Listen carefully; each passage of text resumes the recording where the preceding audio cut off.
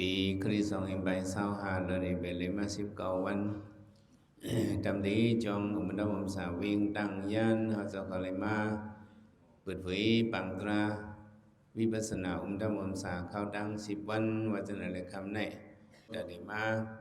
เมตตาตราบันโยกิกิงในยังเจ้าเขาได้ขึ้นมาสืบความ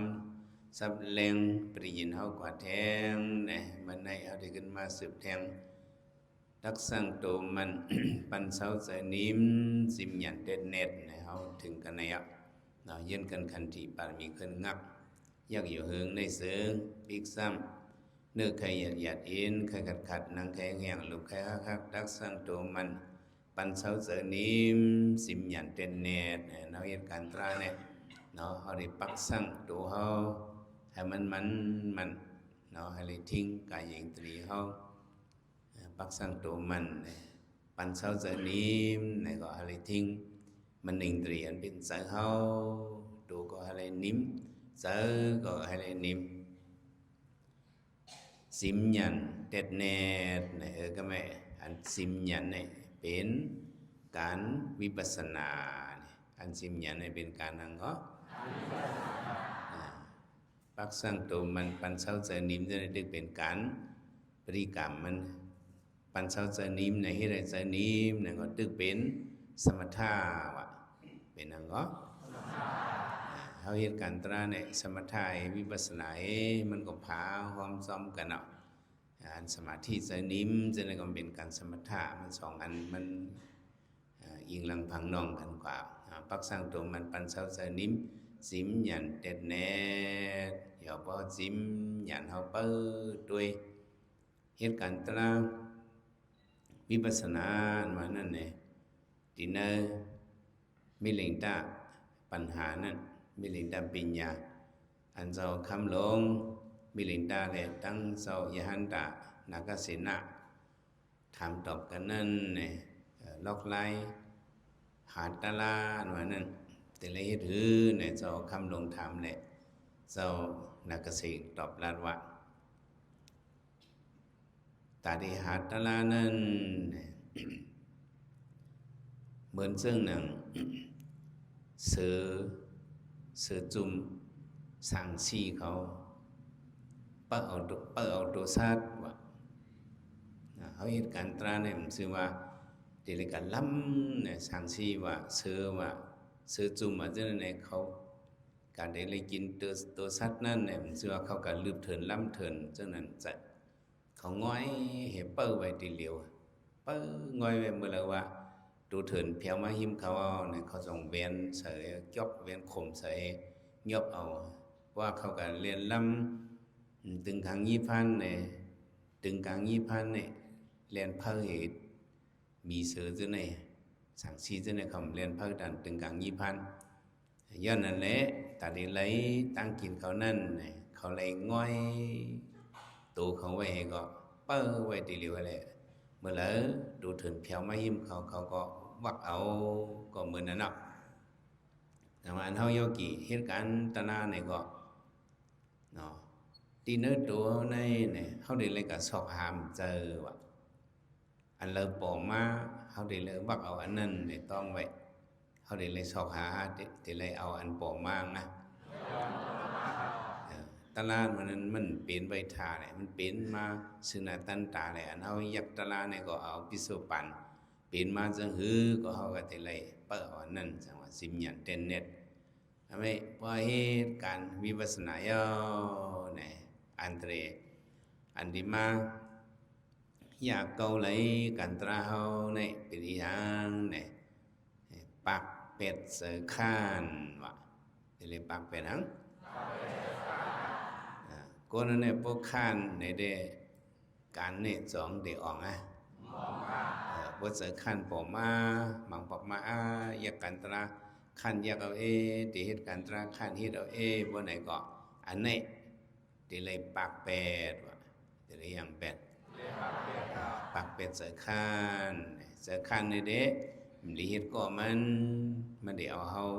นึกกะเทิงกว่าติ๊กเฮ็ดแล้วนั่นถึงตียอดนันฮอดติไปตั้งขั้นลงแล้วมี6 เปิงในก็วัดจำกันอย่างอินแห้มกัดเพียวขั้นเนียน คนนั้นเนี่ยพวกกัดเนี่ยก็ค้างว่ากัดเนี่ยนั่นน่ะอโลตึกกัดน่ะเนี่ยไปใครเฮ็ดช้างเนี่ยมันขันน่ะมันเป็นความเลขขันเนี่ยเนาะแห้งกัดเปียวขันเนียนพองเล็ดเขียนเคยนอนพองเล็ดเขียนมาเพราะว่าไม่นาเนี่ยก็สำคัญว่าโอ้ตึกไม่นาเมื่อเจ้านั้นสมาแห้งกัดนาเนี่ยก็เอาเฮ็ดดังขันไปกัดนาไปใครเฮ็ดดังไม่นาเพียวไปใครเฮ็ดดังเนี่ยมันเด็กก้นขันเนี่ยเอียงก็มันเอาเยืองเลขขันมันดีก็ในเท่าโยกีได้เต็มไรเฮ็ดซึ่งนั้นว่านะขึ้นไม่ว่าแห้งกัดเพียวขันเนียนห้องเล็ดเขียนเคยนอนเตียงขึ้นจอนซ้ำเหงียวอันว่าเตียงขึ้นจอนซ้ำเหงียวในสมาลึกหนาย่อในนี่เนาะพอลึกหนาเพียวในก็ซ้ำเหงียวนั่นน่ะก้นขันในว่าคำมาอินลึกมาอินในก็เฮ็ดแล้วกันในพ่อก็เนาในติเต็งพวกกวนหาตลาในเขาเจ้า มือปันพระเป็นเจ้านั้น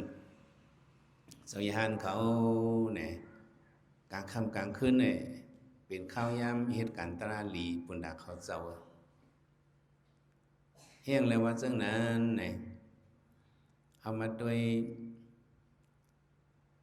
แม่หมอกยากลองไว้มามันก็เลยสั่งไว้ใกล้มาเฮ็ดเป็นภิกขุณีก็เป็นยาหันตากว่าทุ่งจำแม่หมอกยาเนี่ยเลยว่าเป็นนางหมอกหอมลึกเอาเนาะจำจ้ะมันนั่งในกลางค่ำในเลยนอนเลยกับเหตุการณ์มันน่ะมันก็กว่าไปกลางค่ำในเนี่ยมันหันก้นนอนกลางค่ำในเนี่ยผู้รักจนให้ผมนอนมากลางค่ำนี่จังจ้ะขลัวหาง่อยหาหลักเปิ้นนั่นน่ะจึงมันนั่งจึงหนังมันนั่งเฮ็ดเมียหมอกยานี่ก็กลางค่ำนี่ก็ตึกกว่าไปว่าเนี่ยสำเร็จมันนั่งที่นั้นกว่าไปกะหันเจ้าญาณเขาคัดจะเหตุการณ์ตราเจ้าญาณโยเกียนเหตุการณ์ตรานี่ก็กลางค่ำนี่ก็ปืนนอนลงห้อยเนี่ยมันนั่งกะหันอันนี้เลยสั่งไว้กาเนี่ยอันเขาจะเหตุการณ์ตราเนี่ยเป็นเหตุการณ์ออกมุ่นป้นหลอดอันเก่าในสำเหตุการณ์ปั่นหอดในสัมสลาเนี่ยมันนั่งเลยสั่งไว้ไกลจุนพาเป็ดเพราะว่านางแม่หมอกยามันนี่ก็กะเฮ็ดภิกขุณียาหันนางยิงคัดเจอตะลายก็เป็นยาหันตากว่าก็มีอย่างว่ากลางคืนเนี่ยมันเจอตาที่นอนเหลียวก้อยปนกลเขาออกมนปนหลอดนั่นเนี่ยเข้ากลางคืนเนี่ยมันเย็นดีจังเย็นนะมันเย็นนะมันเย็นเพราะมันเย็นเนี่ยก็sợเฮานี่มากลางวันเนี่ยsợเฮาตำป้อนนิ่มกลางวันเนี่ยไม่ก็หังมันเสียงวันอันโมเมก็หังมันเนี่ยป้อนนิ่มกลางคืนเนี่ยได้ก็มันนิ่มหลีจอนเอาเปิดเจ้าเผียวเหลือเลี้ยงหอนอ่อนแห้งตอนไม่ติมาแทงเนาะก็คือไม่ว่าจอมแห้งกัดเผียวขั้นเนียนห้องเล็ดเขียนเคยนอนติงขึ้นจนซ้ำเหงียวปืดเจ้าเผียวเหลือนเลี้ยงว่าก้นขันเนี่ยเจ้าเนี่ยก็อาลูตึกเจ้าไปใครลูกเหตุการณ์เนี่ยอันนี้ก็มันเอายึงเลขขันมันดีก็ปืดเจ้าเผียวเหลือนเลี้ยงเนี่ยอาลูตึกเจ้าหนาเนี่ยก็ใครลูกเจ้าไหนโยกเกี่ยวเขาได้ก็จนไม่มีเขามีนั่นนะว่าสีมองไปเนี่ยก็การเลยลูกเจ้าก็ย่อมันเป็นฟิงทุ่งโยกีเขาเลยตั้มไว้ข้าวยามเขานั่นนะเพื่อเจ้าเผียวเดินเลี้ยงอันนี้เจ้าหนาเนี่ยก็เป็นก้นคันเนี่ยตึกเจ้าเอาจิ้มเหม็นนอนในเทียงอีนวนกว่าเนี่ยก็มันเหตุการณ์ก็มันเลขขันติดๆนั่นแหละแต่ว่าจำเทียงห้อนโอนเฮียงต้องไม่ห้อนโอนเฮียงต้องไม่ก็นั่นขี้ขันนั่นว่าก็ต้องไม่เนี่ยก็สมาโลต้องไม่ไหนมีเฮียงจากเหตุการณ์ในสมเหตุก็มันเลขขันติดๆก็มันอย่างนี้ห้ อนโอนเฮียงต้องไม่เนี่ยก็โลขันไปเลยมีเฮียงไปเลยกินหังไปจังเฮ็ดเนี่ยก็ข้างอีข้างเลขเลขขึ้นก็ไม่ว่าฮ้อนโอนเฮียงต้องไม่กินอิ่มใส่ต้องเกิดพอกินอิ่มใส่เขาสมาต้องเต็มหนาวโอ้ต้องดึกนักหนาวขันสมาเนี่ยเมื่อหนาวขันอยู่ได้ดัง6 เมียวเนี่ยนะฮะ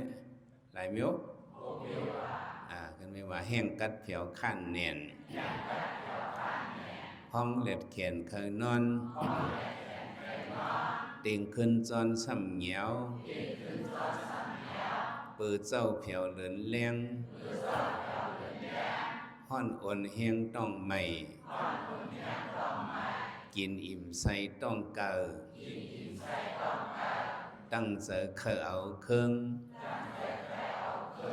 หลัดความยืงเลขขันทัดเลือกผ่าน6 ลายเฮายิงใจหลูเวมันยาวเฮาได้เลยเพฮาได้เลยเวตั้งคันเนี่ยเฮาหลูเลยเวมันน่ะเนาะแต่ว่าปักสังตัวมันปันเช้าเจอนิมสิมหยันเต้นเน็ตปากเป็ดเสือข้านว่าได้เลยยังเป็ดปากเป็ดเสือข้านเป้าป้าแป่นตั้งคันเฮาเมาเฮ็ดก็เฮามันเยา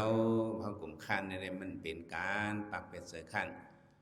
ผ่านเป็ดเสือเงาว่าเถียงเหรอเสือเงาเนี่ยบอกว่ามันเลียด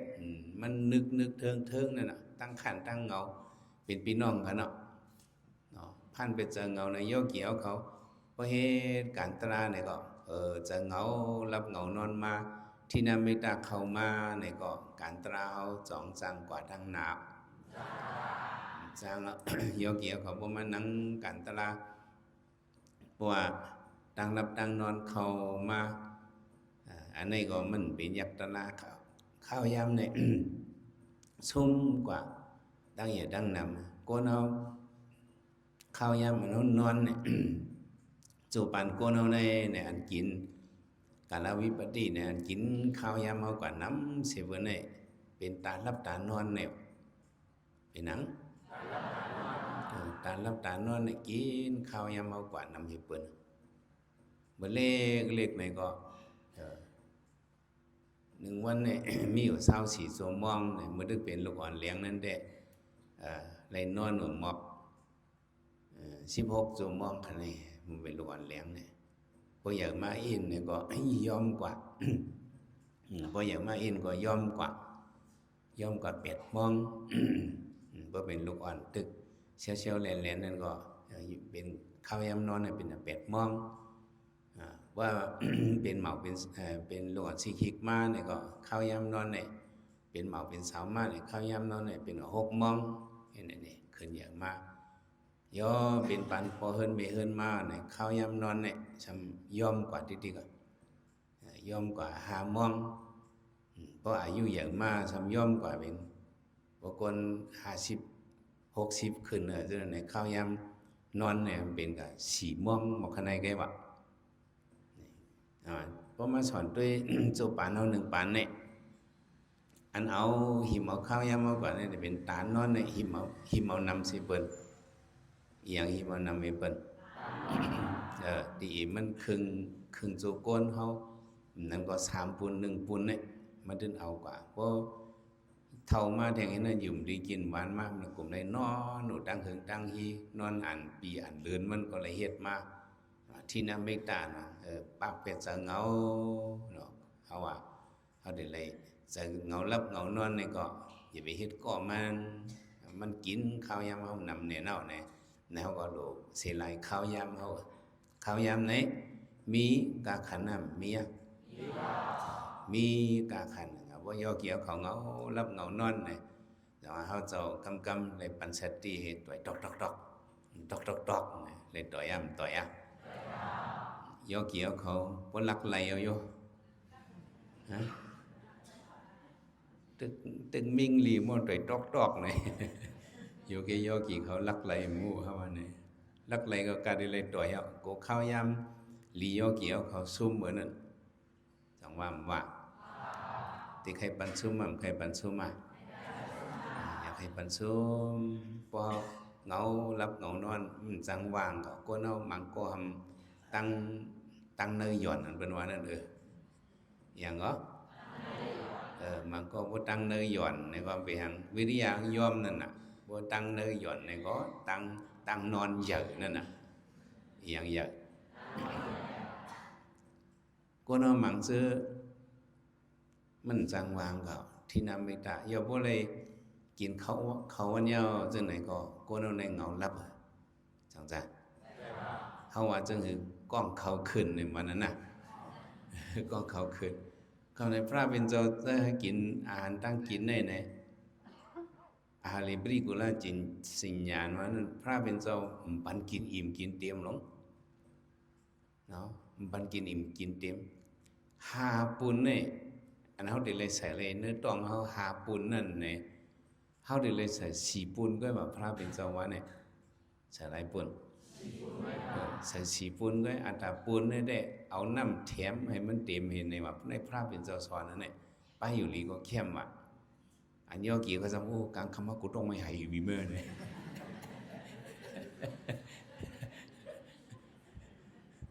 ว่าให้ไว้วันมันนั่งตะลาฮะเหงาอ่ะเหงาคนอันเหงานอนนี่ก็คนยามเหตุการณ์ตะลานำก็มองเหงานอนนี่ก็ป้าก่องว่าเนาะเขาหมอนอนหังหมอนอนกองมูเนี่ยบนห้องนอนหนังนั่งให้ก็หมอนอนรับนั่งให้ก็เขาเกิงอินให้ก็รับกว่ามังก็บางคนปีไหนนั่งให้ไหนรับไปโอ้เนี่ยออกเสียงโคนเขาก็เด้อนี่จะเลยผ่านเป็นจะเหงาเนี่ยจะเลยผ่านเป็นมันชื่อว่าโยกีเขาก็เป็นเจ้าไหนจำหามกกลานก็เป็นในว่าไปก็สมกลานเนี่ยมันเป็นโอกาสที่จะยินปกฏถ่อมตะลากาถาอ่อนโหหนึ่งก็สับสาริบุตราไก่ยินดีโซอาศัสีเลยขึ้นมาห้อมันได้ก็เกาไรมาตะลามถ่อมตายเป็นเสน่ห์เมื่อว่าวันนั้นห้อเลยก็เคยถ่อมนาวเนี่ยก็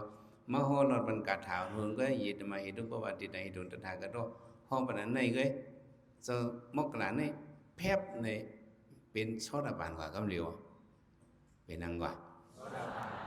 เผื่อว่าเขามาเพียวดีพระเป็นเจ้าพระเป็นเจ้าโหตละแต่ไปเขาจะส่องปากไปได้เป็นยหันตายเจ้าสารีบุตรายเจ้ามกลานเนี่ยไปเป็นเจ้ามกลานเนี่ยเลยพึกตละแทง7 วันหลายวันเจ้าสารีบุตรเนี่ยหยาดเยอะเลยฉันเลยเฮ็ดกว่าเอาข้าวย้ำกว่าแทงหมก14 วัน15 วันกันไหนเจ้ามกลานเนี่ยพงตะโคที่เป็นก้นพงตะโคเยอะเนี่ยมานั่งตะละเหงานอนดีกว่าในพระเป็นเจ้าพออะไรขึ้นมาฮอตะละปัญสติมันเจ้าได้ปัญสติว่าอันเหงานอนเนี่ยปุ่มปัญสติได้ก็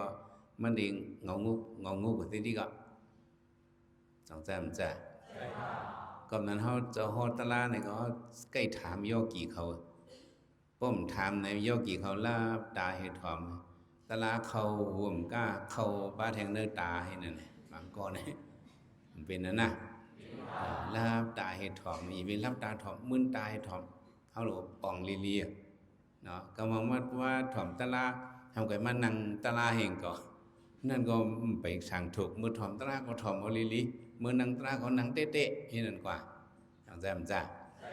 ในมังเจอมันลาบตาให้ถ่อมตะลาว่าจะสู่คำถาม2 ใจ 5เนี่ยผู้เป็นโยเกียนมึนตาได้มันเอาใจ5เนี่ยโยเกียนรับตาให้ถอมได้มันเอาส้มตอบเอาก็โหงตอบเพราะนั้นถาม2 ใจ 5เนี่ยก็โหงเห็นไหมมันกำตอบซ้ำกันเหรอมันนะ2 ใจ 5จะเห็นไหมหมดตอบนี่ล่ะนะต่างนวลตีหายนั่นก็มันก็มีลายมันน่ะเนาะลายหยาตานอนตาเปกอนปุ่นพ่อนตาไหลมากนั้นเนาะฮอนกันว่าจอมิน หมายต้องเมพอดฟ้วนอ่านหลอดปอดสุขด้วยเลี้ยงไปไล่ยาตานอนตาเป้ก้อนมันทำมีหนังไหนอันนี้เอามานะเดียนพระวินเจ้าห้อบันสมมามกรันเอานอนเป็นพระวินเจ้าห้อบันมันหมายหนึ่งเนี่ยหมายต้องไม่พอเนี่ยตีเลยเรียกไล่สินยาเขาอันเขาหมายต้องไว้นั่นนะเขาหมายลุ่มเขาลุ่มออกเนี่ยตีเลยไล่เป็นอันเขาต้องลุ่มเขาลุ่มออกนั่นบ่เขากลุ่มเอาเขาเอาออกเอาเขาเอาออกเอาเนี่ยมันหึงมากมันเคยกันไปเลยเลยไม่ไล่เป็นอายุมันอย่าไปเอาเขาเอาออกเอาก็เสียมังซื้อสอนเจ้าหือเนาะหมายต้องเขาเอาออกเอาเนี่ยขึ้นไม่ลืมบันแทงอินนะเขาเอาออกเอาเนี่ยอยากด้วยตาดินอยากด้วยเดียนเฮานังจิบ2 ตีนั่นเขาเอาออกเอาเนี่ยอยากด้วยกลุ่มเฮาไผ่ใส่อยากด้วยกลุ่มเฮาไผ่ขวาขึ้นไม่เขาเอาออกเอาอยากด้วยไผ่ใส่อยากด้วยไผ่ขวาเนี่ยแล้วเฮ็ดไม่ได้ไล่บันสิญญามันว่าไล่บันตีหมายต้องให้นำหรือมาให้นั่นอะไรเฮ็ดจังนั้นว่ามังก็ ตาดินเจ็บเนี่ยก็เนาะเขาเอาออกเอาเนี่ยด้วยตาดินไผ่ขาด้วยตาดินไผ่ใส่เดี๋ยวก็ขึ้นมาเอาเขาเอาออกเอาด้วยตาดินไข่ขาด้วยตาดินคอนใส่เนี่ยมีลายบันสิ่งใหญ่ให้เนี่ยก็ตานอนเท่านั้นหมอจึงปากกว่านี่เป็นไม้ต้องเมพอดนั้นก็ถ้าเอาลุ่มเขาลุ่มออกเลยมันยังเทิงไหนเนี่ยก็มีสุดพักอินก็ไรอ่ะมีสุดยาวอินเห็นใน10 กรัมเพราะฉะนั้นก็อายุมันเล็กกว่าก็ตานอนเนี่ยหมอปางกว่าวันนี้จะสิญญาเขาได้เรียกไล่สิญญาไม้ต้องเขาเนี่ยไม้ต้องเมพอดเนี่ยไม้2เนี่ยวนไม้2เนี่ยตีเลยวนตีเลยยังวนทางเล่มจึงก็วนคือตะลาวนหางวนตะลาเขาเลยถอมมาอ๋อหนูลองเจ้าเฮ็ดไหนมันเจ้าเฮ็ดไหนเจ้าป้านั่นเฮ็ดไหนแจ้งกำตราเฮ็ดไหนยืนกันขันทีวนคือตะลาพอเขาวนก็กำมาเนี่ยก็ตานอนเขาจึงปังก็ขึ้นสืบเอาตะลาว่ะหมายต้องเมพอดวนอ่านหลอดหมาย3เนี่ยโปดวนก็ตึกเคยนอนเนี่ยตีเลยอ่านหลอดที่โซเพาะในลอยๆใครส่งเมตตาเนี่ยก็เมตตาไว้ว่างกับคนนั่งให้ลัดลอยๆในโซเพาะวนอ่านหลอดหมายเมตตาไว้ว่างกับคนนั่งในกลางเราตั้งเป็นเมตตาเศร้าว่าเศร้าหลอดเพียงแค่นั้นก็ส่งเมตตา10 น้ำเบื้องเอาโซเพาะไว้วันลอยๆนั้นก็เฮาเลยปลีกหลงคือเฮาเลยเมตตาสุขก็เฮาเลยเฮาหลอดลอยเพื่อนนั้นก็อันนี้ก็ตานอนเฮาหายกว่าก็ขึ้นมีสืบยักตะลาอาวนอ่านรอดตัวนี้ก็ยังดึกคืนนอนตั้งเนื้อดึกหย่อนติ๊กไหนก็มีแทงไล่มันวะยกกี่เขาสองไข่หูหมายต้องเมพอดวนอ่านรอดเนาะปอดเนี่ยวะทีเลยเอามือเขาเนี่ยเนาะย่าเป็นอธิษฐานเขากำเมทีเลยเอามือเขาเนี่ยปอดหน้าปอดตาเขาวะเอามือเขาเนี่ยปอดทั่วแบบให้เหลือดไม่เอามือเขาในปอดเจอหัวแขนเขาเจอเนี่ยเนาะปอดเจอหูเขาเนี่ยจันมันหูเขาในว่าเฮ้เพื่อในก็เลือดเขาชันมาเนี่ยตานอนในก็หายกว่าวันนี้ไล่พระบินเจ้าสอนเนี่ยไล่เผยสอนในปอดในตีเลยปอดเจอตัวเขาเนี่ยลุบเลือดหูเขาลุบเจอในจันเจอหูเขาเนี่ยใครจันคุณนางก็จันไปยังดูให้ตานอนจืนนั่นน่ะเพราะกลุ่มเงาลับเงานอนจอมเนี่ยข้าวยำเขาสองเดซุ่มมาอย่าไปมันข้าวยำซุ่มน่ะไม้ต้องเนาะเมพอดวนอ่านรอดปอดปอดให้นานปอดจอมตัวเขาก็ตานอนตึกมีอยู่ตึกกลุ่มหัวเฮตานอนเนี่ยไปปังเนี่ยก็ทีละเฮียงเนี่ยสุกทีละสุกนาเบ็ดวะทีละเฮียงย้อนนั้นกูนั่นเนี่ยพอเขาลุกมากลางเนี่ยเจ้าเนี่ยโยกีเขาจองสุกหนาซึมตักเสียงเข้มสุกอยู่มาสุกสุกว่าสุกนาในทันนำกัดในมัตเตอร์ใส่นาเขาเนี่ยซึนกว่าเป็นนั่นน่ะก็นั่นแหละเขาเดี๋ยวเลยสุกนาวะเนาะตึกให้นอนที่นี่ก็ลูกไอ้กับสุกนาไปได้กั้ม บ่มีสนูตาวะเนาะตาวะอันกัดในก็เอานั่นนี่เจ็ดเป็ดจังไหนละเฮ็ดจังไหนไหลเนาะหมายต้องมีพอดวุ่นลดปอดสุขอาสุขก็ไล่ยาตานอนแทงอันนั้นตุยเงาแรงวะตุยหยังตุยอันแรงของว่ามึนตาเป็ดนี่มึนตายตุยแรงเฮียงในบ่แรงในเพียบในบ่คือกลางแรงมาในกวนเฮาตานอนในซึนกว่าบางบอกเฮาตีนอนเนี่ยเฮาซำไรเนียกเป็ดเนินไผไรหมดไผหมดกว่าหังกล้วยมันเฮาซำลืมกับปีกะถึงมากลางคืนลงขึ้นลึกลงพยายามภาพในกึ่งกลางภายในลูกเฮาซำแรงหลงมาเฮาตื่นมาในตานอนเฮาตื่นไปเนาะจังตื่นเฮาก็ตื่นมาเนี่ยก็อึดไผก็อึดไผป๊อบในไผขึ้นหมดเนาะขึ้นมานอนมังปอกสำรับลาเงาเลี้ยงนั่นมาเข้าเนื้อตาเอาเสาเปิงไปแหละจังว่าปอดสุกโดยเลี้ยงว่าผุยเป็ดปกติเฮาอยู่นั่นงึบเนี่ยก็ผุยเป็ดหูเป็ดแดงเลยผุยเป็ดแรงเพราะคานเอาหนังตะลานั่นมันรับสิ่งนั้นก็ผุยไผแรงเป็ดเพราะฉะนั้นก็ตานอนเฮาเนี่ยสร้างหายกว่าบ่ตานอนหายก็เลยขึ้นเมสืบเหตุการณ์ตราเฮาอันนี้เป็นอันนี้กำเนิดสุดอาโลผุยไผก็มานังตราตึกไข่นอนหนูเนี่ยก็แต่ละเฮียงแต่ละลุกไปวะแต่ละเฮียงไปภายสร้างเกียรติว่าไปภายสร้างเกียรติเนี่ยก็ตานอนในมันลาลิมายาสังจ้าไปก็คนหนึ่งก็ตานอนหายก็สืบเหตุการณ์ตราอามังก็สมอโลตั้งเนยหย่อนตั้งนอนเหยื่อเฮียงน่ะไปก็ตึกไข่นอนหนูในได้ก็กว่าจูพาสูให้ละ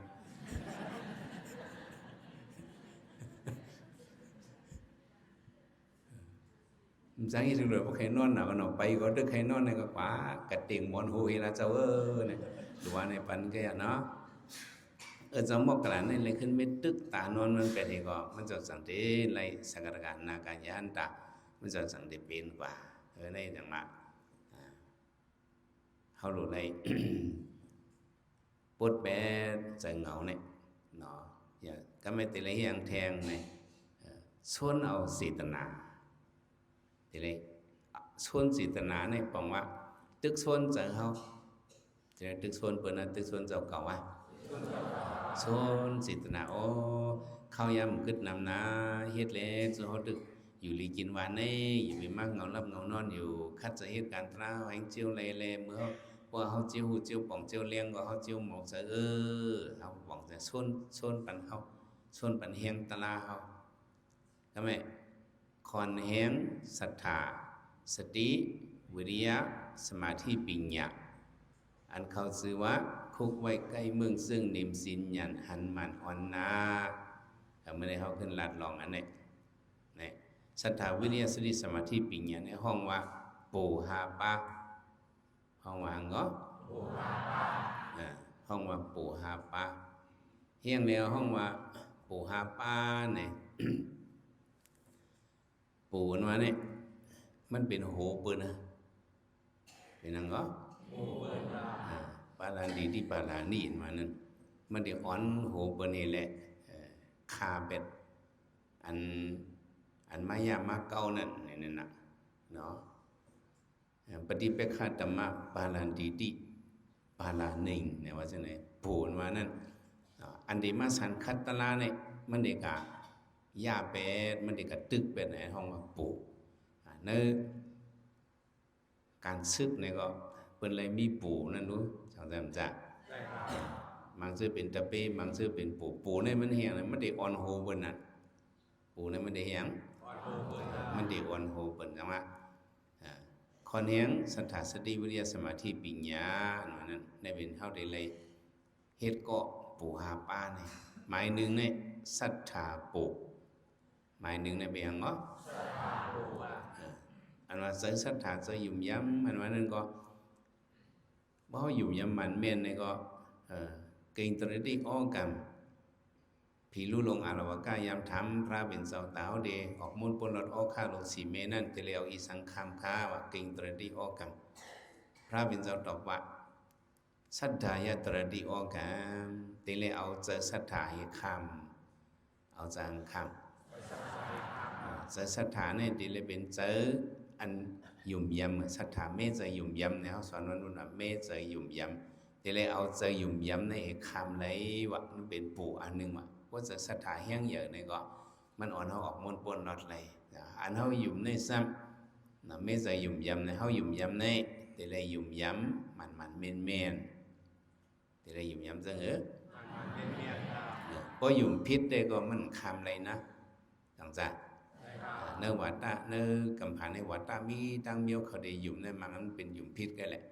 อันเขาเป็นพุทธภาษาเขาเป็นสมาธิที่ในเขายุ่มมันเมนบางซื้อนั้นมันเจอเขาเป็นมิจฉาทิฏฐิเขายุ่มพิษอีสังว่าเขาว่าพระเป็นเจ้าเฮ็ดปันมุมดอีสังว่าเยาดีกรรมมุมดเนี่ยนั่นมันเมียนศรัทธาว่าเขาได้เลยยุ่มสังเขาเป็นพุทธภาษาเนี่ยเขาได้เลยยุ่มเป็ดเปิงได้เลยยุ่มเป็ดเมียวได้เลยยุ่มหลายเมียวฮับผมไม่เมื่อไว้อ่านซ้อมกูมันเต็มเป็ดอันต้องก็ต้องซ้อมยุ่มพลายุ่มตะลายุ่มสังขายุ่มกามยุ่มวิปัสสนายุ่มมักตะลายุ่มโพตะลายุ่มนิพพานสองเต็มเป็ดอันอย่างว่าซ้อมแต่ยุ่มพลายุ่มตะลายุ่มสังขายุ่มกามยุ่มวิปัสสนายุ่มมักตะลายุ่มโพตะลายุ่มนิพพานที่เลยยุ่มอันไหนวะเขาเป็นพุทธภาษาเนี่ยยุ่มเป็ดเมียวเนี่ยยุ่มหลายเมียวยุ่มเป็ดเปิงเพราะยุ่มอันไหนเนี่ยก็เนี่ยมันเป็นศรัทธามันเมนยาวดอกเกี่ยวเขาโดยได้ต้องไว้ที่เลยยุ่มเป็ดเมียวอันไหนก็จะเป็นพุทธภาษาเนี่ยยุ่มหลายเมียวเป็นอังก็อ่านด้วยลูก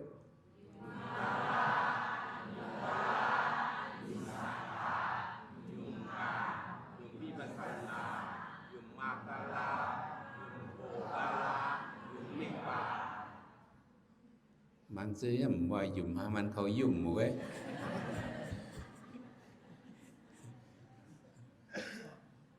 มันหลุดต้องไงอยู่นะยุ่มเยตนาสามป้านะพระตราสังขารจังจ้ะก็ไม่กามยุ่มฮะก็เพราะยุ่มกามนั่นก็เรียกว่ายุ่มแทงวิปัสสนาเหยุ่มเอียงเพราะเห็นวิปัสสนาอย่างแต่เลยมักเหโฟเหนิพพานเหมจือละเห็นในต้องก็เยาว์นะเขาเรียกว่าได้หรอยุ่มปลา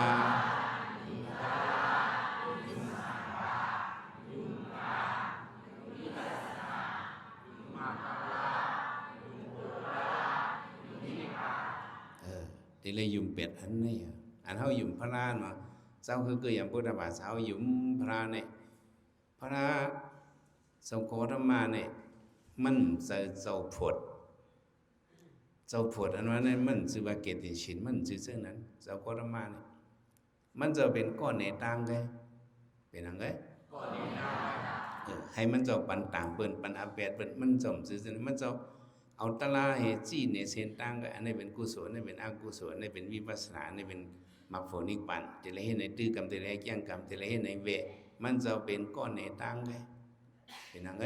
ก้อนในตังไงเขาหยุ่มพระในเนี่ยเขาหยุ่มคอสั่งสอนมันเจ้ามันจะสอนจังไหนเขารู้เลยเงื่อนเวการเมืองเรื่องเหตุการณ์นี้สีจะเข้าขู่เขาได้เลยหยุ่มอันไหนมันชื่อว่าพระเป็นเจ้าติมาแค่บรรสู้เขารับเขาเสนออันไหนมันสัตมันชื่อว่าพระเป็นเจ้าติมาจุดตึกจันจ่องเอาแขนเขาคืนเมืองพาเมืองผีมันจะพระเป็นเจ้าเป็นก้อนในตังไงเป็นยังไงก้อนในตังอิงฉันในมันกับไก่พระสองกับไก่มันเป็นสภาวะมันตั้งมาหนึ่งเนาะพระเป็นเจ้าในเด้มันจะเป็นก้อนจีนในตังด้วยมันปันตามเปิ้นชื่อว่ามันปันสั่งสิ่งเปิ้นจะมันจะปันเส้นตังด้วยมันยังไงม มันจะเป็นพุทโธมันจะเป็นก้อนหูหันในเปียงนั้นก็หูหันนั้นสัมมาสัมพุทโธมันจะขึ้นซับเลี้ยงให้เป็นหูหันจอมเนี่ยให้เฮายุ่มพระในเป็นอันนี้ยุ่มตะลาในซ้ำเป็นอันพระเป็นเจ้าฮอมานั่นเฮาเอาข้อสั่งสอนมันจะเฮายุ่มอันในยุ่มสังขารในสังขารเจ้านี้เขาจะเป็นลุงน้องตะเวพระเป็นเจ้าเขาจะเห็นเอาฤทธิ์ธรรมเขาจะหูหมอมาเขาขึ้นมาป้อนปันเฮาต่างตัวพระเป็นเจ้ามาสอนปันเฮาป้อนปันเฮาในเฮายุ่มสังขารในเขาจะเป็นก่ออันอยู่ในเกียกังพลาตะลาแหละขึ้นเอาตะลาขึ้นมาป้อนปันเฮายุ่มยำสังขารในเป็นอันนี้ยุ่มแทงอันหนึ่งกรรม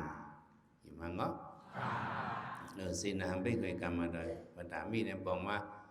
ตั้งเฮ็ดตั้งสร้างเท่านั้นอันเฮายุ่มกรรมเนี่ยจะได้เป็นกรรมสกตสมาธิที่เฮายุ่มพ่อหลีพ่อให้กรรมเนาะผู้เฮ็ดลองหลีก็เป็นลองหลีบ่ร้องไห้เป็นร้องไห้เนี่ยจะได้ยุ่มอันไหนในเป็นกรรมสกตสมาธิที่เนี่ยอันไหนจะได้ยุ่มอันไหนกรรมสกตสมาธิที่กรรมวาทีไม่สาธิที่เหมือนกันนะบางซื่อในยุ่มกรรมมันว่านั้นมันก็ยุ่มกรรมวันหลังติ๊กๆนั่นอันนั้นผิดว่ะพระเป็นสวัสดิ์กรรมวันหลังก็ป้าพิสุปันกรรมก็ได้เลยช่วยกรรมญาณวิริยะได้เลยยุ่มสามันในเพราะเป็นกรรมวาทีไม่สาธิที่เนี่ยเป็นทางมากก็กรรมวันหลังเนาะกรรมวันหลังเนาะกรรมวันหลังกันเนี่ยกรรมวันหลังติ๊กๆอันนี้เป็นไม่สาธิที่อันนึงว่ะเฮายุ่มกรรมในเพราะเฮ็ดลองหลีที่เป็นลองหลีอันเฮาเฮ็ดในพิสุปันกรรมยามเหลียวในก็ยุ่มในกรรมวันหลังห้องมาก็มีในที่เลยยุ่มกันซึ่งในยุ่มกรรมสกตสมาธิที่เป็นอันไหนไม่หาในเด้ยุ่มวิปัสสนายุ่มมังก็การวิปัสสนาอันย่อเกี่ยวเขามาเฮ็ดในเฮายุ่มอันไหนอันเหลียวก็ยาวมีในศาสนาพระเป็นเจ้าเนี่ยวิปัสสนาเนี่ยเพราะเป็นนอกศาสนานั้นมันมีหลายแจ้งกรรมตัวไหนสองมีมันได้ตึกที่การสมถะเฮ็ดได้เสนิมนั่นก็วิปัสสนาในแต่มีมือปันพระเป็นเจ้าศาสนาพระเป็นเจ้านี่แหละการวิปัสสนาในมีบ่แจ้งกรรมในก็มันจางออกมูลปนรอดอะไรอยู่เฮาได้หันเฉพาะเป็นรูปสุดมังยันโพยันพุทธอันว่านั้นมันเป็นอะไรอยู่เนี่ยเฮายุ่มวิปัสสนาเนี่ยศรัทธาเนี่ยแต่เลยยุ่มอันไหนยองอีเขามาเฮ็ดการตราเนี่ยก็เฮายุ่มตราเฮามาเฮ็ดเนี่ยศรัทธาเนี่ยหลูแห้งเหี่ยหลูเป็นปุหลูแห้งเหี่ยศรัทธาปุแต่เลยยุ่มพอยุ่มวิปัสสนาเนี่ยก็วิปัสสนาเนี่ยลูกดีวิปัสสนาญาณเพราะมันแห้งเหี่ยเนาะดีกรีมันเต็มมันเป็นโลกุตระมังยันโพยันกว่ามรรคผลนิพพานได้เป็นกุศลอันชั้นสูงโลกุตระกุศลเนี่ยมรรคกุศลโพกุศลเนี่ยมรรคกุศลโพกุศล8อันนี้เป็นกุศลอันชั้นสูงเบิ้นในเฮาอยู่มรรคโพบ่เลยมรรคโพก็ยังอันกำเนิดสู่เฮาเป็นนิพพานเป็นอันเนาะนิพพานเฮาได้เลยอยู่อันนี้เนาะศรัทธาเมตตายุ่มย้ำเนี่ยเนาะใช่ไหมวิริยะเนี่ยก็เป็นปู่อันหนึ่งตั้งคัดใจเขาเนี่ยโยกีเขามาเข้ากันตราเลยออกมาออกแห้งนี่คัดใจห้างกล้วยกับห้างกล้วยมันเนี่ยสังสารเขาเฮ็ดการตราเนี่ยหน้าที่ก็สิปฏิโปก็เนี่ยก็หนึ่งเลยก็หนึ่งเฮ็ดจอยบันกันไล่แม่ใครจอยบันลูกก่อมไล่ลูกใครจอยบันแม่ก่อมไล่พ่อแม่หนังกันใครจอยกันไล่เฮ็ดไผเฮ็ดมันแกอธิอัตโนนาโทก็หินาโทปรสิยาเปิ้นต่างก็นั้นสิที่เฮาได้เลยอิงปึงว่าเฮาได้เลยอิงปึงอิงปึงตัวเสาเก่าอันนี้เฮาได้เลยออกแห้งวิริยะสิฝ่ายดันมันบ่เฮามีตั้งคัดใจแห้งเยอะนี่ก็เฮานี้เฮาจังเลยมักตระผูตระนี่จังเฮาตั้งคัดใจในเป็นเยอะมันกันว่าสมวิริยะวัตถุเก่งนำมากับมันสติในภายใต้เฮาพอมีแห้งคัดใจการนั้นเลยก็อย่าตามเย่ามีพอมีแห่งคัดเสการนั้นเลยก็อย่าตามเย่ามีว่าด้วยสามปอกพอมีแห่งคัดเสการนั้นเลยก็อย่าตามเย่ามีพอมีแห่งคัดเสการนั้นเลยก็อย่าตามย่อมมีพอมีแห่งคัดเสการนั้นเลยก็อย่าตามย่อมมีเฮา เขาได้เลยมีวิริยะตั้งขัดใจเขาโยกีเขาไม่กันตราก็ขัดใจเขานั้นเต็มเลยยอมว่าเนี่ยศรัทธาวิริยะหมายสามเนี่ยสติเนี่ยที่เลยมีอย่างแทงสติเนี่ยก็เป็นฟูอันโฮงก็สติเนี่ยเป็นปูงก็นะว่าเขานั่งตลาดนั่นที่เลยไว้สติกูขิงกูเข้าจังว่ากายานุปัสสนาสติปัฏฐานในพระเป็นสอนนั่นที่เลยสติตัวเฮาเนาะเวทนานุปัสสนาสติปัฏฐานในที่เลยด้วยสติที่เนเวทนาเฮาจิตานุปัสสนาสติปัฏฐานในที่เลยสติหู้เจอเฮาธรรมานุปัสสนาสติปัฏฐานที่เลยสติหู้เฉพาะตระเป็นรู้ๆในสติเนี่ยตื่นอ่อนโหเสียอันนี้ก็มันเป็นปูอันนึงว่ะเป็นอันก็ปูอันนึงสติเนี่ยก็เป็นปูอันสมาเฮาโยกีในสติเขาเนี่ยเขาปล่อยมันหลุดไหลสติมานั่นมันมีมือเหลือสีปอมันก็อยู่ไผ่อันจุดยอมสีเลยจังว่าสติเนี่ยหลวมีกูขิงกูเข้ากูดีกูตั้ง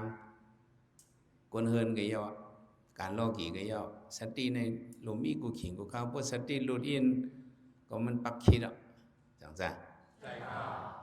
คนหอรถหอกล้าเหมือนนั้นพวกสติรูทีนแล้วกลางก็ไหวตกตั้งว่าคำเดียวอ่ะจังจ้ะใช่ครับ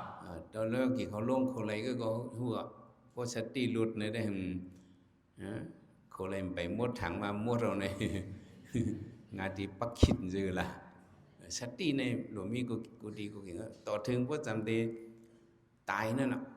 แต่อะไรมีสติเนี่ยพระเป็นเจ้าก็จำได้เอานี่ป่าเนี่ยตึกสังอัปปมาดินอสัมปติถ่ายอย่าไปลืมนะสติเนี่ยหลวงมีสีในเกียนเจ้าสังตะไนอ่ะสติเนี่ยก็เป็นปู่ลงอันหนึ่งเขาเหตุการณ์ตราก็ลูกกำสติตกเนาะคัดใจยักหนกสติตกเนื้อหมกโดดตกยักนะสมเมาหลงวันเอาสติเนี่ยตกด้วยดินเนื้อตัวขันธาเขาเนี่ยสัทธาปู่วิทยาปู่สติปู่สมาธิเนี่ยก็เป็นปู่อันหนึ่งนะสมาธินี่ก็เจนิมการเจนิมเนี่ยห้ามปล่อยพาเลยห้ามมาเหตุการตรามาเขาโยกีเนี่ยก็พระเป็นสกอตื่นสั่งว่าดูไรมีเจนิมดูไรมียังสมาธิไปคุยบาวิธาดูมีเจนิมนะยานเขาโยกีเขาอ่อนกันเหตุการเจนิมแลเนี่ยโยกีเขามักค่าจะเหตุการเจนิมเมื่อที่จะนั่งมาก็เอาจะจับลมเขาลมออกเขาเฮ็ดเจนิมเฮาซื้อหมอไม้ต้องลมเขาลมออกก็เอาจะจับลมเขาลมออกเฮ็ดเจนิมซื้อหมอเอาปีเว็บป้องเว็บที่ปุ่มเนี่ยก็ไม้แบบปีเอาป้องมาเว็บไก่เอาเนี่ยต้องจะไหนก็ไล่หรือเฮ็ดเจนิมมันตั้งนั่นน่ะหรือสั่งอันดังเจนิมแต่ที่เจนิมเนี่ยตั้งเอาให้ไหนก็ไล่เมื่อไรเวทนาปองมาcái nín trong quỷ tà nạn con lay up chẳng lay mình lay không đến không đó là bỏ ma có cho tôi ăn vẫn bỏ ma đi tù hơn đấy phạt mà này yang bỏ ma có tôi liên liệt bỏ ma có tôi giờ bỏ ma có tôi không liên liệt bỏ ma có tôi kiến chỉ bỏ ma có sát tiện hú chom này sao cái nín trong sập phật la này cóเป็นสมาธิก็สติสมาธิวิริยะมันคือกันหมดศรัทธาปูหาอันนี้มันกว่าซ้อมกันหมดเลยศรัทธาปุวิริยะปุสติปุสมาธิปุใช่ไหมปัญญาปุกำเนิดในปัญญาเนี่ยก็เป็นปุว่าญาณปัญญาเขาเล็ดมาเขาหันเฉพาะตลากว่าหันเฉพาะเป็นรูปกว่าเนี่ยโอ้เจอเขานี่ก็มันก็นิ่มลงกว่าแต่เดี๋ยวว่าปุหาอันนี้เด็กมันเด็กอ่อนหูเขากว่าแค่กันเนื้อปุหาอันนั้นเขาจะไว้เอามาเจ้าสติหน่อยในเด็กต้นเลือสิปอ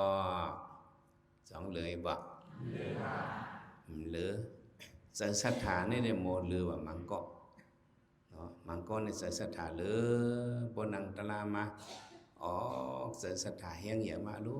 ตาลีจีนอยู่แล้วตาลีนับยำละตาลีไว้วัน10ปอกลาในมังปอกเสในออกมา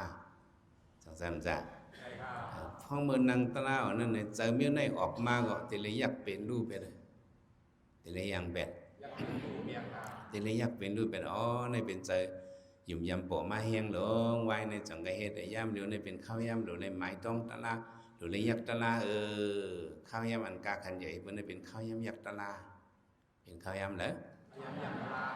เจอใครหลูใครต้านในปอมารู้เจอใครนับยำในปอมาเจอใครไว้พระกันในปอมาอโลเจอใครไว้เจ้านั้นปอมาเนี่ยไว้เหกำกว่านั้นจึงเนี่ยพอเมื่อนางตราเนี่ยไว้ตลาเนี่ยเป็นหมายหนึ่งไว้ยังเป็นหมายหนึ่งศรัทธาจึงเนี่ยไหวมาจากเฮ็ดก็ไรอยู่มาบอกใส่ศรัทธาหรือไม่ก็เขากลุ่มกับม้วนจอมจึงนั้นเนี่ยเขาลืมยักตลาก็ตลาดเขาถูกลีไรนั้นมันจังกระลาดกว่าเป็นซึ่งในศรัทธาก็มันอยากมาทีเลยทิ้งไปทีเลยเอาหางทิ้งล่ะเนี่ยเอาปิญญาทิ้งเอาหางทิ้ง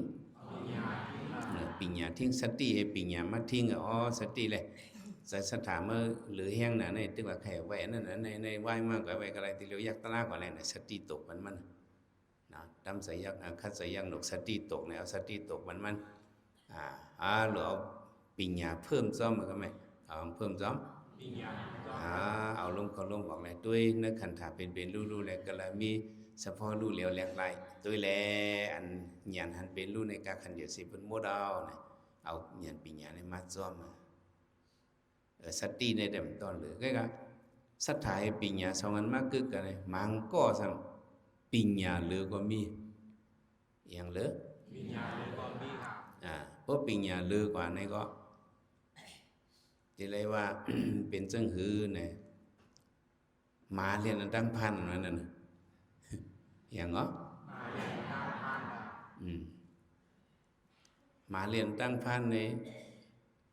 สองดิ่งยบไหลพันมันว่าเรียนปนพันกันนั่นน่ะ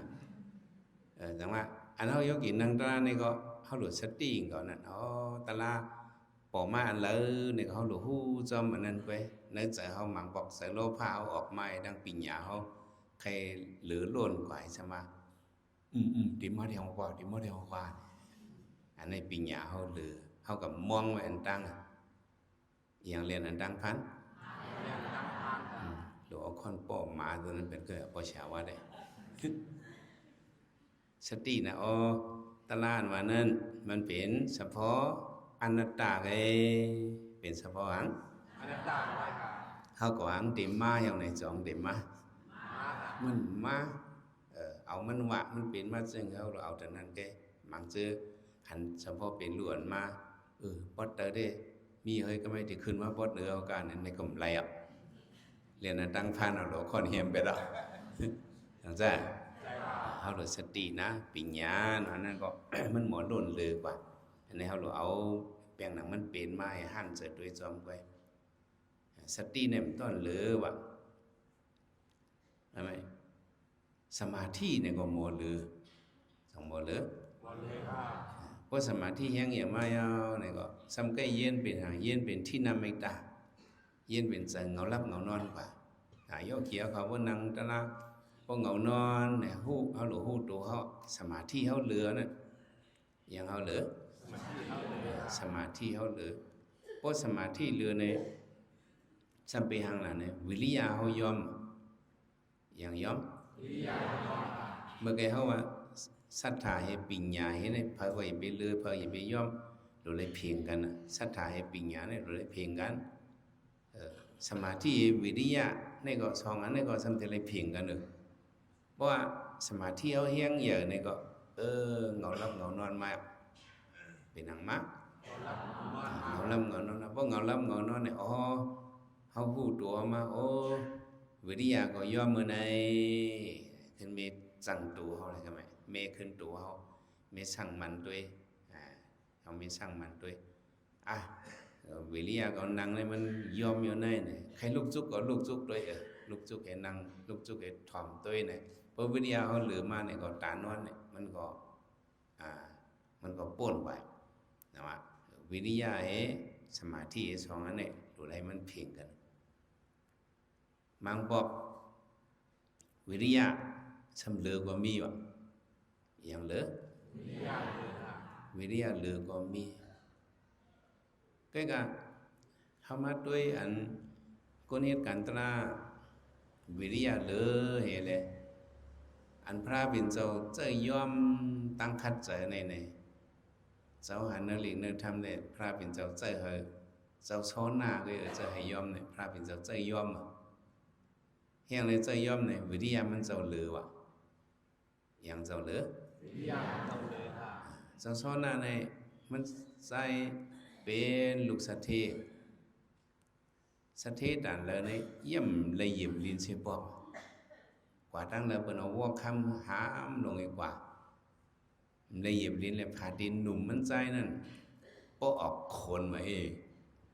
ปออกคนโน่นวะออกหังsự sinh giờ nèมันsẽ mò lết tình hệ sự sinh giờ nó mừng ra sẽ chủ sau họ khăm về bi xà ra này nhìn khảo hay lẽ bố khấy bố yon tôi vậy hệ bố hẹn yon tôi có biết dọc họ sao có yon tôi phạt thịt mà bẩn quá na lạt mà sang bông khó bông mà hai lục trái mà lết tình nè có thì họ đôi nè bỏngมันkhai tôi phạt thịt trái son nạ khai tôi phạt thịt báผ่าดินเฮาสองเปิกให้ด้วย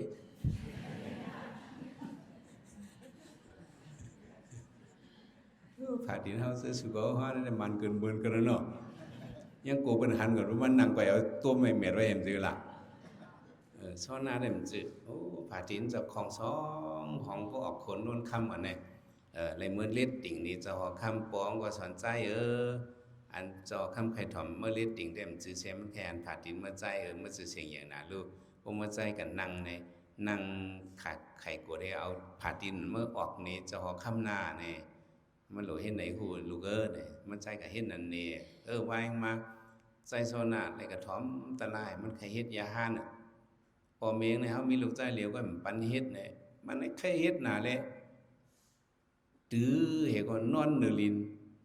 พอสมปันเขาเฮ็ดยาห้านเนี่ยเขานอนเนือลินแล้วมาเข้าก็กำกินน้ำก็กำกินเลยมันกินเต้ตื้อเลย7 วัน7 วัน 7 คืนหลายวันหลายคืนใส่เฮ็ดยาในแห้งเยอะนะอูเมงก็ด้วยน้ำตาปูตบในกองนี่ก็มาเคี่ยวก็มันไรกวนนั้นมีตาหูว่าปันมันเฮ็ดยานี่แหละผมปันเฮ็ดได้ล้วนก็เลยมันตื้อปงตายก็ส่วนลูกสิหลายก็ปงก็เฮ็ดยาหานพวกมันเกี่ยวขึ้นทักมาก็เป็นลูกสู่ก็ได้มันเกี่ยวในศาสนาก็จังไปหังเป็นลูกสู่เขียนลีเนี่ยอูเมงจังฟ้อมมันก็เฮ็ดยาหานปันก็เฮ็ดยาหานเอาวัวคำหามือเฮ็ดยาหานมันจะค่าจากการตราเนี่ยเฮาว่าไปจุกนั่งนอนสติก้อนปุนพรตาไหลมักในอริยบทในมี4 อันเนี่ยมีหลายอันไปจุกนั่งนอนสติก้อนปุนพรไหลมักเนี่ยนั่นก็อริยบท4 อันเนี่ยอันนอนเอาเนี่ยตั้งคัดใจในเหเปิ้นว่าอันนอนเอาเนี่ยจังซั่นเปิ้นนอนเนี่ยเอาตราสองเจียวรับเจียวรับวิริยะมันแหละเนาะเฮียงเนี่ยตัวเนี่ยพอนอนในอัตรา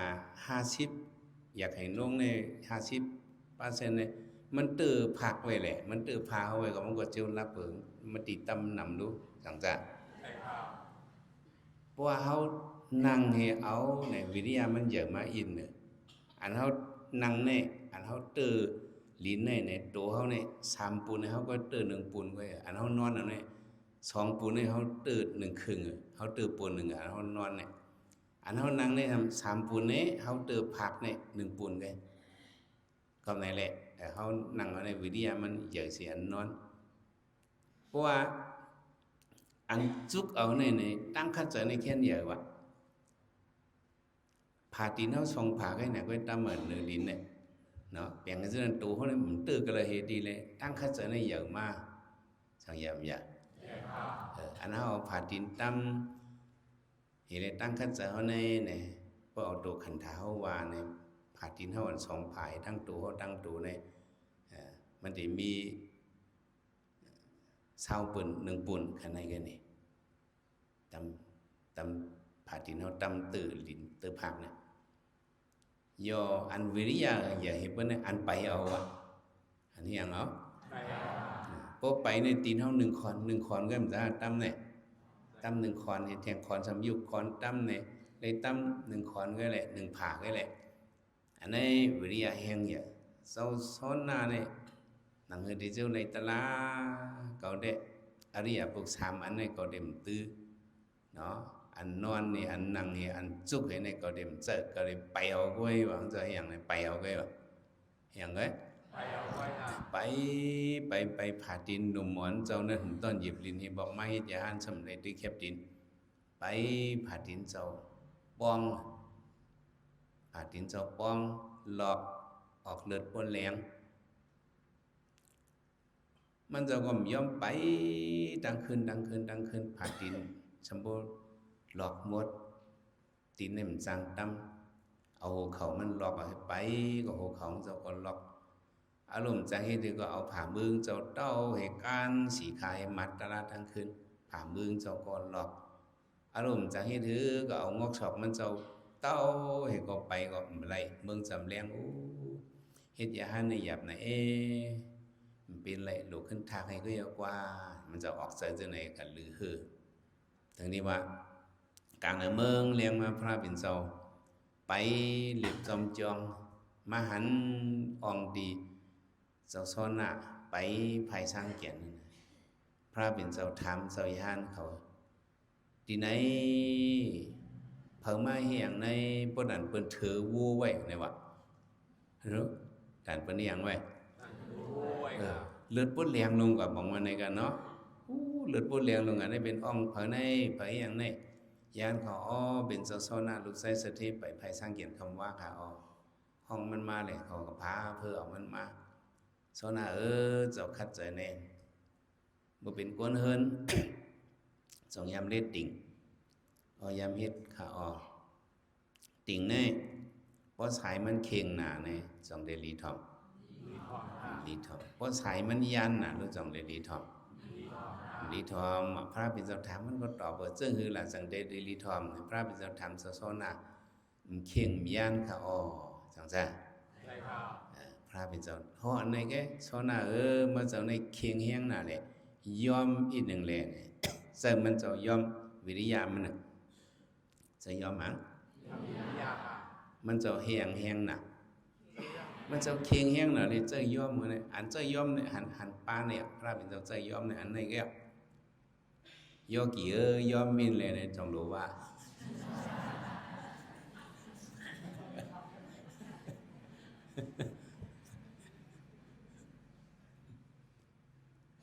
ดับรู้ว่าเขาเลยรู้เคียงแทงก่อนซื้อล่ะวิริยะ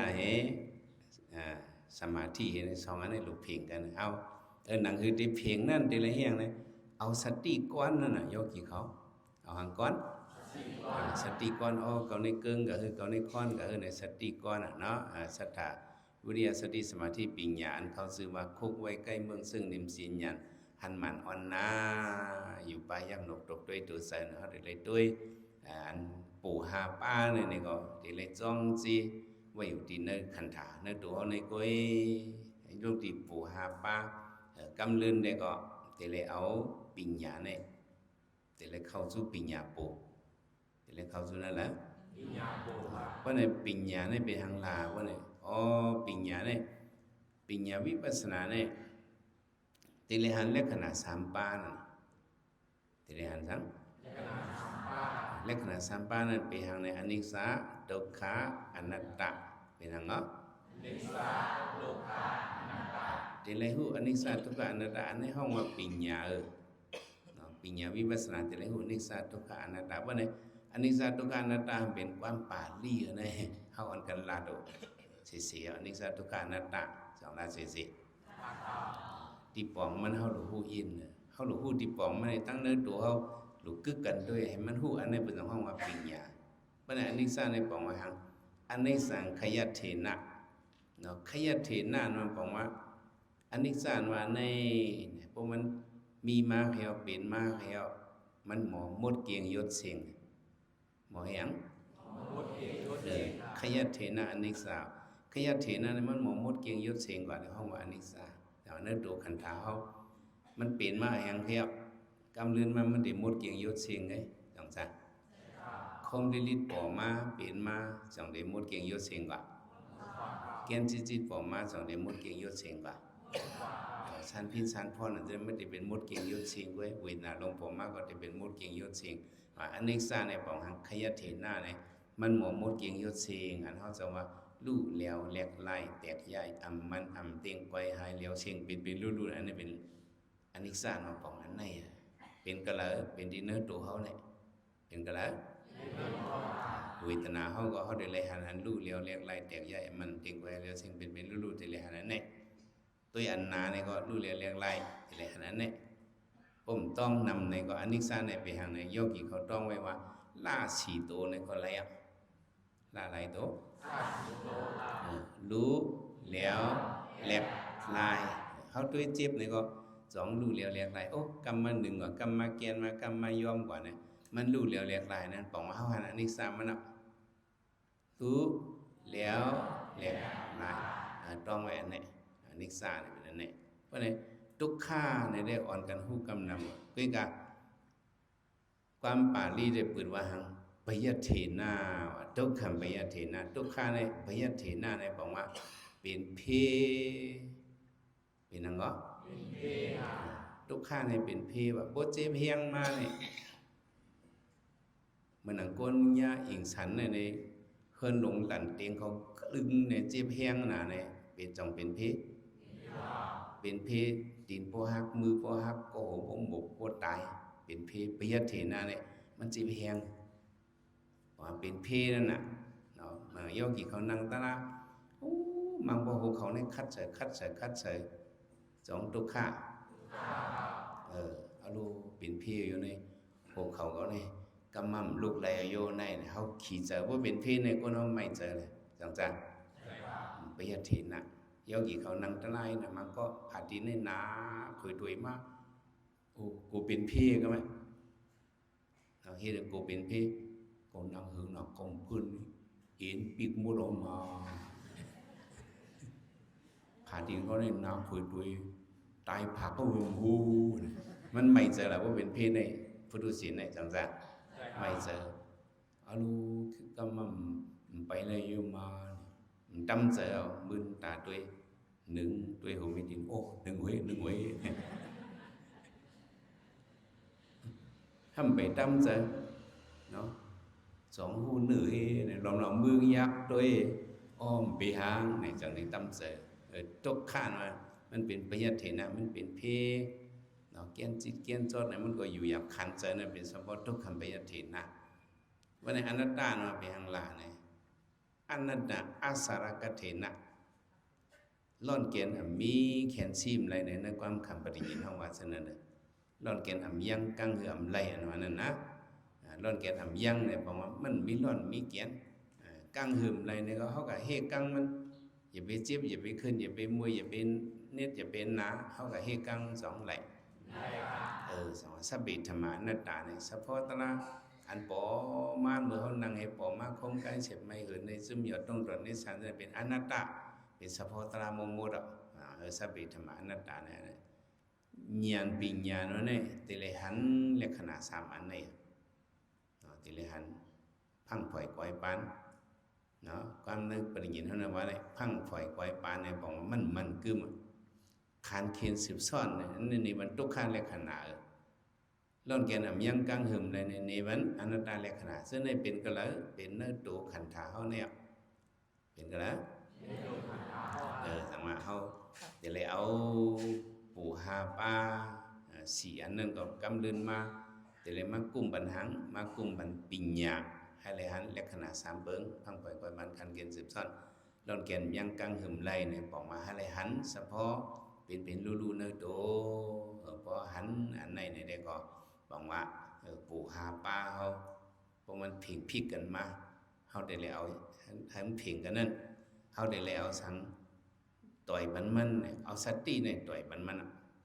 เอาต่อยมันสติเนี่ยเหมือนจะเขาเจ้าไก่ต่อยมันตอกนั่นบอกว่าสติวัฒนเมตตา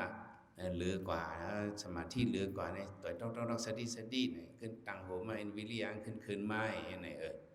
นเอาลูกเอาสติเนี่ยลงลืมอะไรสิปอกเนี่ยเนาะสำหรับมันในมาสาวเลี้ยงในปริญญาเขาในเนี่ยก็โยกีเขาถอมมีเก็บสมเป็นองค์ในเสกเขายำเขานังตลามาเนี่ยก็อะไรเอายักษ์เป็นเฮียงตลาเขาก็อะไรเจียวทบยาตราจุตราเมตราเจตรามันขันไว ngày ngày lùng lùng sắc cam lụy ta nó